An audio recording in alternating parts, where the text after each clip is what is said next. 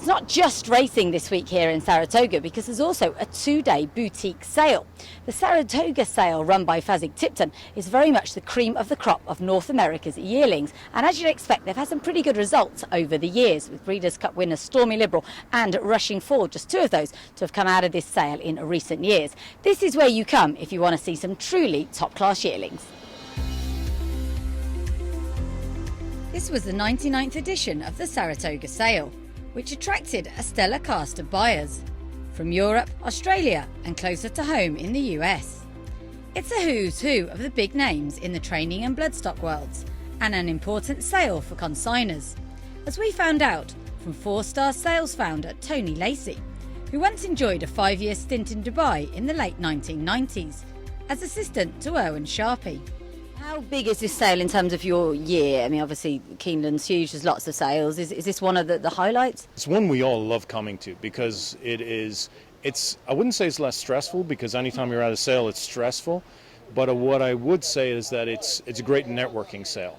Everybody's relaxed, it's a beautiful town, weather's generally incredible, high quality horses, and the principals are for the most part here that are buying. So you get to meet the people that are buying from me normally, because at Keeneland and other big sales, everybody's very busy. So you don't really get to know each other very well, and here gives a great opportunity for that. In Keeneland we'll have 165 entries into that sale over the 2 weeks, and we'll have another 120 in November, probably 60 in the Fasig-Tipton October sale, and we'll probably average out 60 to 80 horses in the January sale. So we'll enter probably somewhere between 450 horses a year into North American sales between Keeneland and Fasig-Tipton.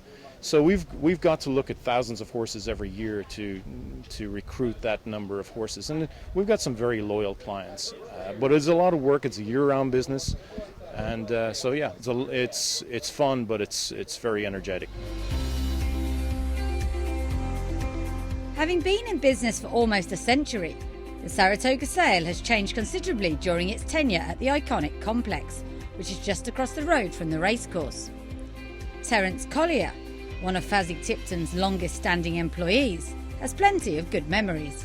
The Saratoga Yearling Sale is probably the most important sale in Fasig-Tipton's year-round schedule.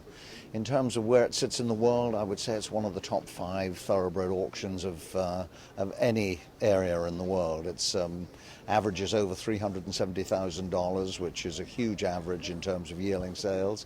It's one of the oldest as well, not quite as old as some of the ones in England with Tattersalls and Goffs, but for us it started in about 1915, so it's getting up there.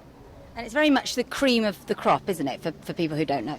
This is very much the cream of the North American yearling crop. They have to nominate to the sale, they have to have the pedigrees evaluated, then we inspect them all physically before they come here. And so it's got a very good reputation. Although it's a fairly small sale, it's the #1 sale by percentage of Grade 1 stakes winners in the world. And over your time here, you must remember some tremendous moments in the ring. Anything come to mind? I think the fact that we weren't able to sell American Pharaoh was one of the most amazing things. All the great judges in the world that come and look at yearlings here, and he went through the ring unsold, and I do remember that. That was rather vivid, but no, there have been so many good ones. I mean, just as an example, just yesterday we had the winner of the Adirondack Stakes that we'd sold the year before. So it keeps on giving. It's not one of those sales that's relying on past years.